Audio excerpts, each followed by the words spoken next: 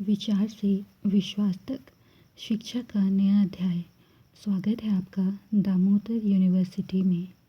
From thought to believe, a new chapter of education. Welcome to Damodar university. Hey everyone, मैं स्मृति झा, आपकी digital mentor. आज की class में हम क्लास 10th साइंस के जो एग्जाम्पलर क्वेश्चंस हम कर रहे थे उन्हें हम कंटिन्यू करेंगे। Question number 10th short answer type के क्वेश्चंस के क्वेश्चन नंबर 10 तक हमने कंप्लीट किया था। क्वेश्चन नंबर 11 से स्टार्ट करते हैं। क्वेश्चन नंबर 11 कहता है, grapes hanging on the plant do not ferment but after being plugged from the plant can be fermented. तो मतलब अंगूर जो होते हैं वे पौधे पर लगे हुए होते हैं तो वे फर्मेंट नहीं होते हैं, लेकिन जैसे ही वो तोड़ करके रखे जाते हैं, प्लांट से तोड़ के अलग किए जाते हैं तो वो उनको फर्मेंट कर लेते हैं। Under what conditions do these grapes ferment. तो किन कंडीशंस पर ये जो हमारे ग्रेप्स होते हैं, अंगूर होते हैं, इनको फर्मेंट किया जाता है। इज़ इट अ केमिकल और अ फिज़िकल चेंज। ये केमिकल चेंज है या फिज़िकल चेंज है, ये आपको बताना है।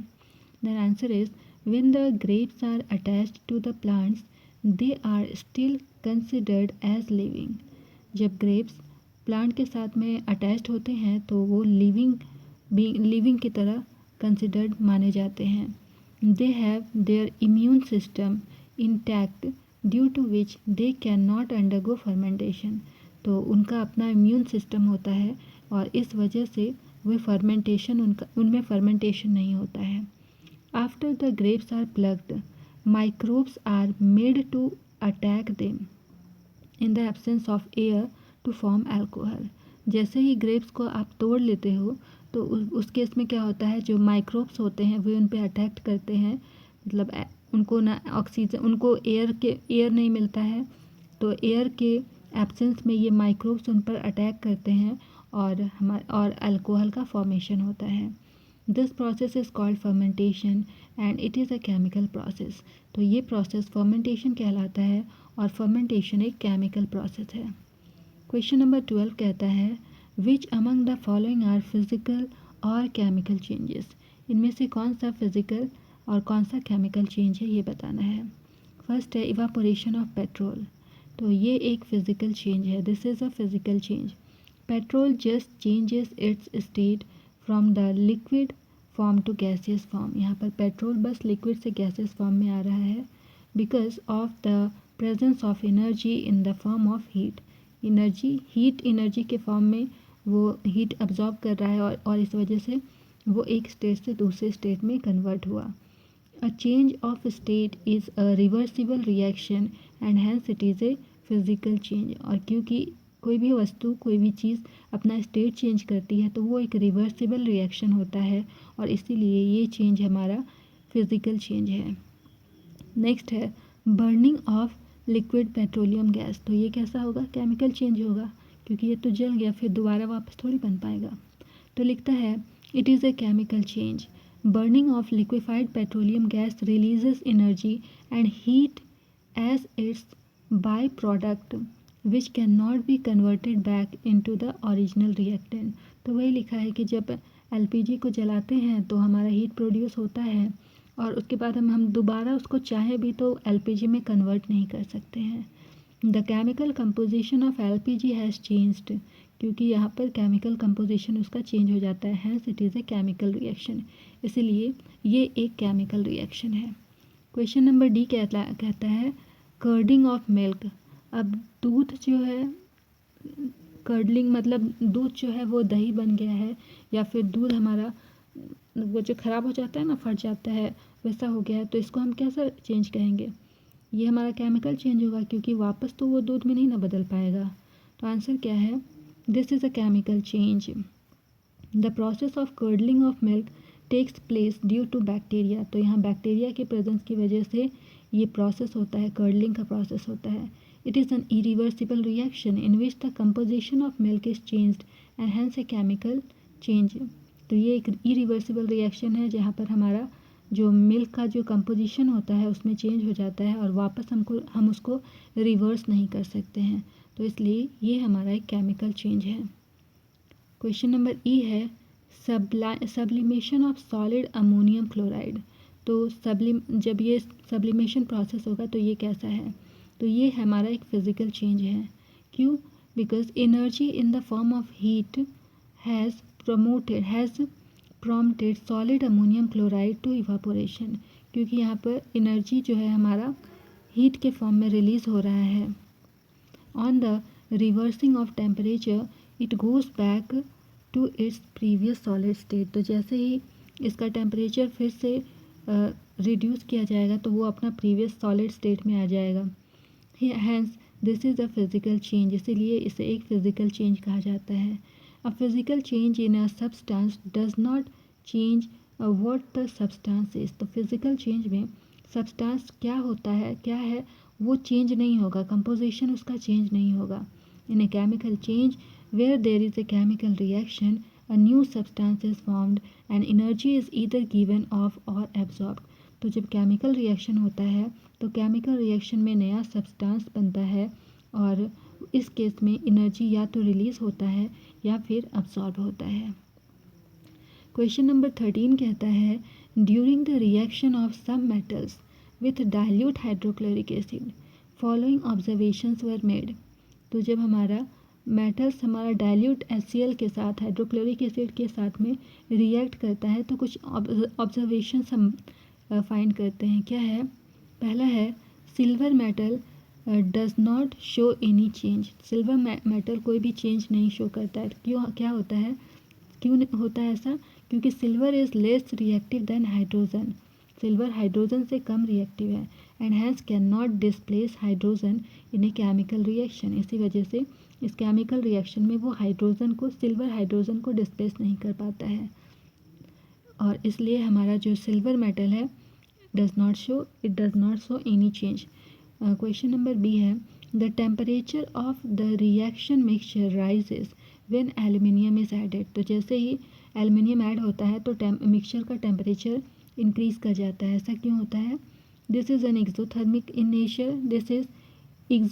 In nature and has the temperature of the mixture rises. तो ये हमारा नेचर में एक्सोथर्मिक होता है, इस वजह से हमारा मिक्सचर का टेम्परेचर जो है वो बढ़ने लगता है। ऑप्शन नंबर सी क्या ऑब्जर्व होता है?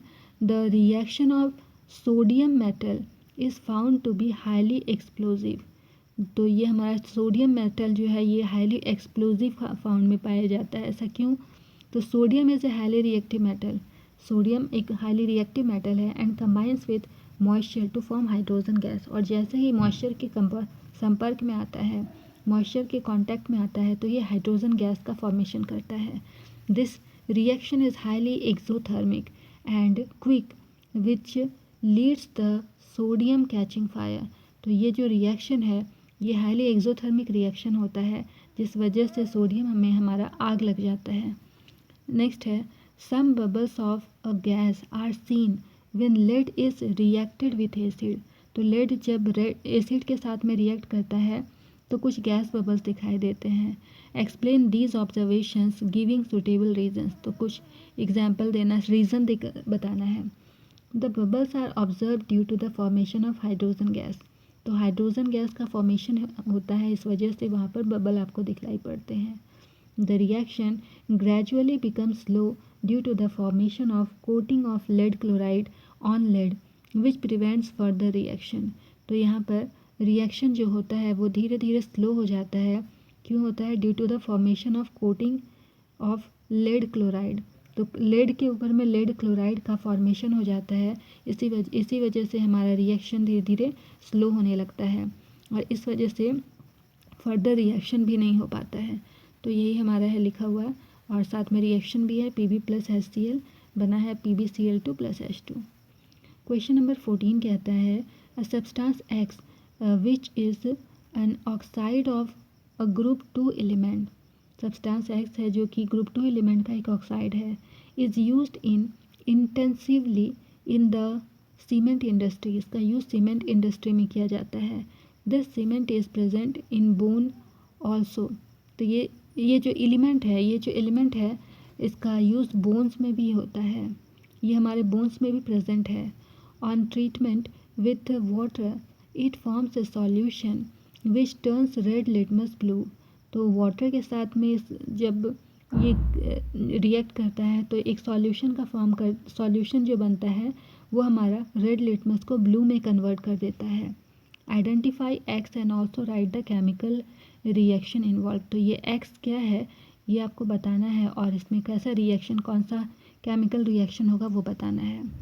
तो the element is calcium and the substance x is calcium oxide. जो एलिमेंट है वो है कैल्शियम और जो सब्सटेंस बना वो है calcium oxide. Calcium oxide is used extensively in the cement industry. Calcium oxide का यूज़ सीमेंट इंडस्ट्री में किया जाता है। And calcium is present in are bones in the form of calcium phosphate. तो हमारी हड्डियों में कैल्शियम प्रेजेंट है, किस फॉर्म में, कैल्शियम फॉस्फेट के फॉर्म में ये प्रेजेंट है। तो यहाँ पर ये हमारा फार्मूला है CaO, और जब इसको CaO को वाटर के साथ रिएक्ट कराया तो ये बना है CaOH2। Calcium oxide dissolves in water in the form of basic solution which turns red litmus to blue।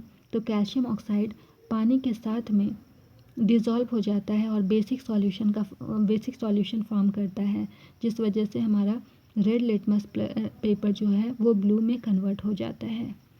Question number 15 है, right a balanced chemical equation for each of the following reactions and also classify them. तो एक balanced chemical equation लिखना है और उसको classify भी करना है। तो पहला है, lead acetate solution is treated with dilute hydrochloric acid to form lead chloride and acetic acid solution.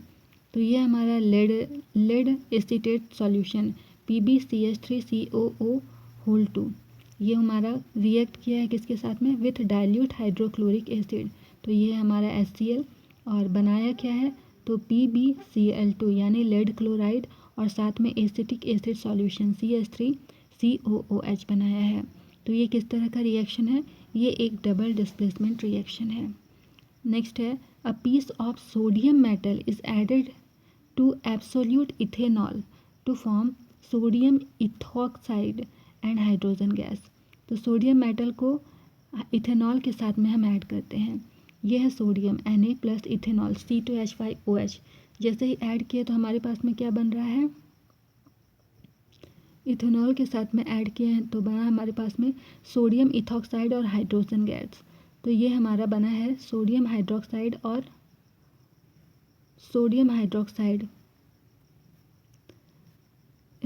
ये हमारा है C2H5ONA और H2 gas, hydrogen gas.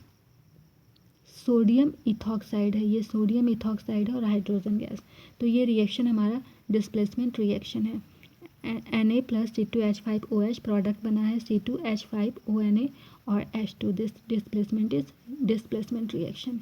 Question number 3 है, iron 3 oxide on heating with carbon monoxide gas react to form solid iron and liberate carbon dioxide. तो ये बना है Fe2O3 plus 3CO और ये फॉर्मेशन क्या का बन रहा है, Fe प्लस 3CO2। ये एक रेडॉक्स रिएक्शन का एग्जाम्पल है। ऑप्शन नंबर डी है, hydrogen sulphide gas reacts with oxygen gas to form solid sulphur and liquid water. तो ये हाइड्रोजन सल्फाइड है, H2S प्लस O2 हमारा बन रहा है solid sulphur S plus H2O। ये एक डिस्प्लेसमेंट रिएक्शन का एग्जाम्पल है। Question number 16 is, why do we store silver chloride in dark coloured bottle. तो सिल्वर क्लोराइड को हम डार्क कलर के बॉटल में क्यों स्टोर करके रखते हैं। तो we store silver chloride in dark coloured bottle to prevent the breakdown of the salt into its element. तो उसके सॉल्ट हमारा जो है उसके एलिमेंट्स में ना टूटे, इस वजह से हम उसको हम डार्क कलर्ड की बॉटल में रखते हैं। When silver chloride is exposed to light, then it breaks down into elemental silver and chlorine gas। तो जैसे ही हम इसको लाइट के एक्सपोजर में रखते हैं तो क्या होता है कि ये अपना एलिमेंटल सिल्वर और क्लोरीन गैस में ये टूट जाता है, यह है AgCl। और जैसे ही इसको हम लाइट के प्रेजेंस में रखेंगे तो ये Ag और Cl2 में चेंज हो जाएगा। In order to prevent the contaminations of silver chloride with silver we store them in dark colored bottles with which block the light। इस वजह से हम इसको डार्क कलर की बॉटल में रखते हैं ताकि वो लाइट को डार्क कलर का बॉटल जो है वो ब्लॉक कर देता है। क्वेश्चन नंबर 17 है balance the following chemical equations and identify the type of chemical reaction. तो हमारे पास में इक्वेशन है, इस इक्वेशन को बैलेंस करना है और किस तरह का केमिकल रिएक्शन है ये बताना है। तो सबसे पहले है Mg + Cl2 और MgCl2। तो ये हमारा इक्वेशन बैलेंस्ड है। LHS में 1 Mg है, RHS में भी 1 Mg है, LHS में क्लोरीन 2 है, RHS में भी क्लोरीन 2 है। तो ये हमारा बैलेंस्ड केमिकल इक्वेशन है। This type of reaction is called combination reaction और सिंथेसिस रिएक्शन। तो ये हमारा कॉम्बिनेशन रिएक्शन का एग्जाम्पल है। फिर है HgO ये हमारा बना है Hg और O2 में चेंज हुआ है। तो ये हमारा एग्जाम्पल है थर्मल डिकम्पोजिशन रिएक्शन का। फिर है सोडियम + सल्फ़र, ये हमारा Na2S बना रहा है। तो ये एग्जाम्पल है कॉम्बिनेशन रिएक्शन का। फिर है TiCl4 + Mg और ये बनाया है Ti + MgCl2। ये रिएक्शन है। This reaction falls under the category of displacement reaction. ये डिस्प्लेसमेंट रिएक्शन का एक एग्जाम्पल है। फिर CaO + SiO2 ये बना है CaSiO3। तो ये हमारा बैलेंस्ड केमिकल इक्वेशन है। ये एक सिंथेसिस रिएक्शन का एग्जाम्पल है। फिर है H2O2, ये हमारा बना है H2O + O2। तो ये हमारा डिकम्पोजिशन रिएक्शन का एक एग्जाम्पल है। अब कुछ इंपॉर्टेंट पॉइंट्स इन्हें देख लेते हैं। A synthesis reaction is a chemical reaction in which multiple reactants combine to form a single product। तो मल्टीपल रिएक्टेंट कंबाइन करके एक सिंगल प्रोडक्ट का फॉर्मेशन करते हैं। तो इस तरह की केमिकल रिएक्शन को सिंथेसिस रिएक्शन कहते हैं। फिर decomposition reaction. A decomposition reaction is a type of chemical reaction in which a single reactant breaks down into two or more elements or chemical compounds। तो दो या दो से ज़्यादा एलिमेंट मतलब एक एलिमेंट टूट करके दो या दो से ज़्यादा एलिमेंट में बढ़ जाता है। तो इसे इस तरह के रिएक्शन को decomposition reaction कहते हैं।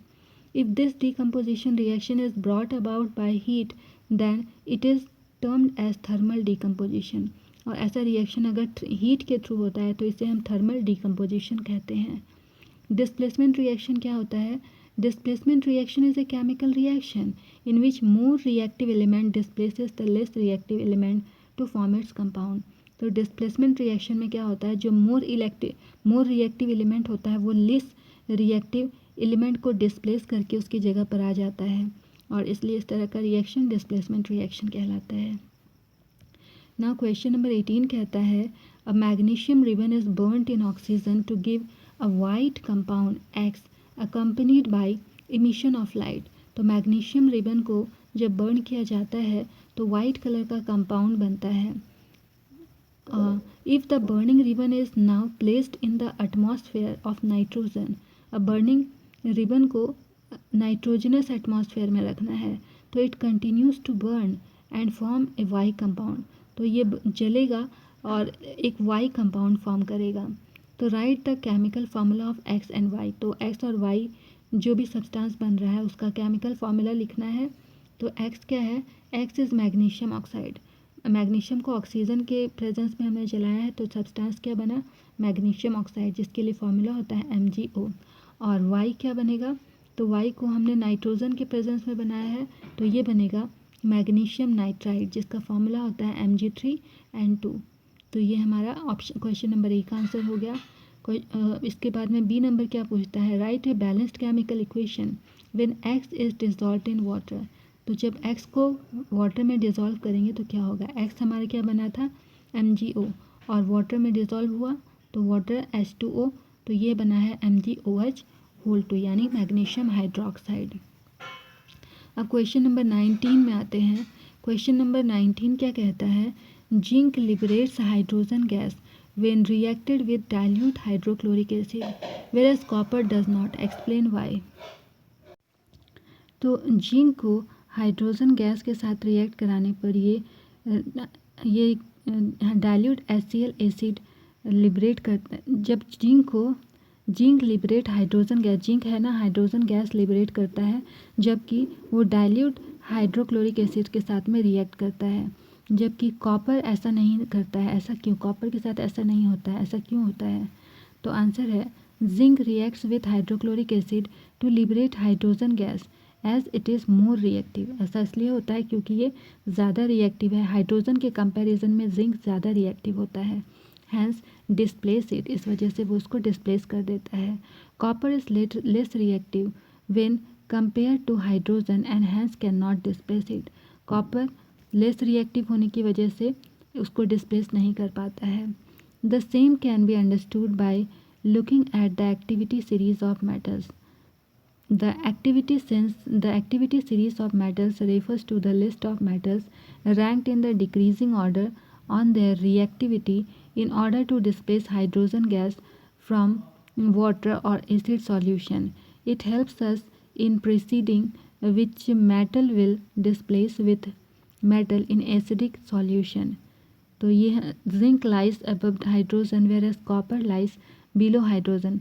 तो ये रिएक्टिविटी सीरीज़ को हम और आगे भी पढ़ेंगे एक बार, तो वहाँ पे इसको देख लेंगे। क्वेश्चन नंबर 20 कहता है अ silver article generally turns black when kept in open for few days.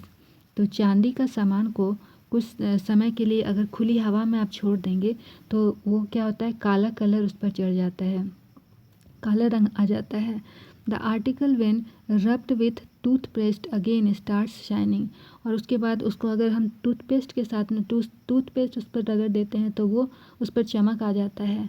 तो क्वेश्चन है कि why do silver article turn black when kept in open for few days, name the phenomena involved.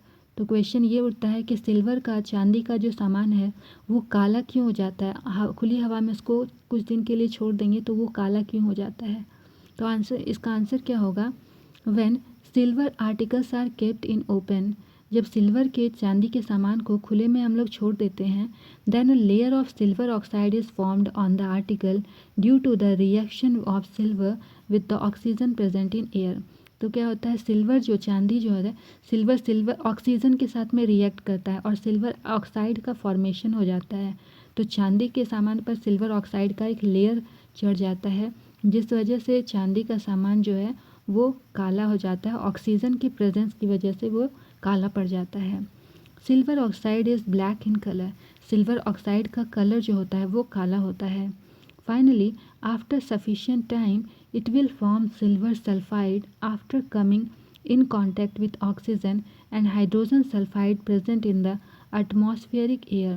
Silver sulfide is also black in color. तो silver sulphide का colour भी black होता है। ये हमारा फॉर्मूला है, इसी को फॉर्मूले के फॉर्म में दिखाया गया है, Ag+O2 + H2S। तो ये हमारा है Ag2S का फॉर्मेशन हुआ है।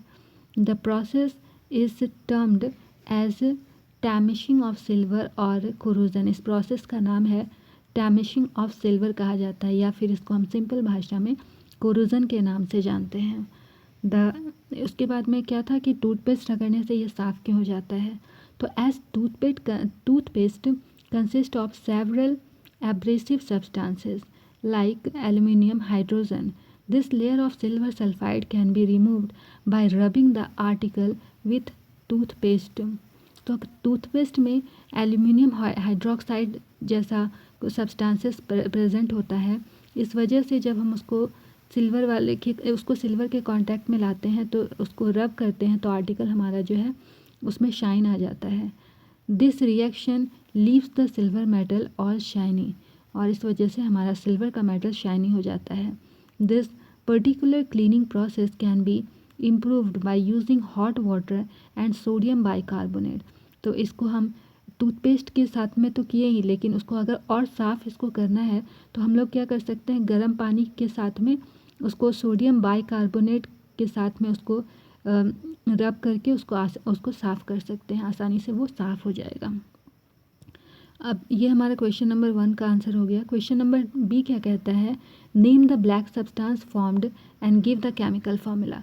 तो काला सब्सटेंस बना जो था उसका नाम बताना है और फार्मूला बताना है। तो क्या है, the black substance that is formed over the silver metal on exposure to atmospheric air is silver sulphide.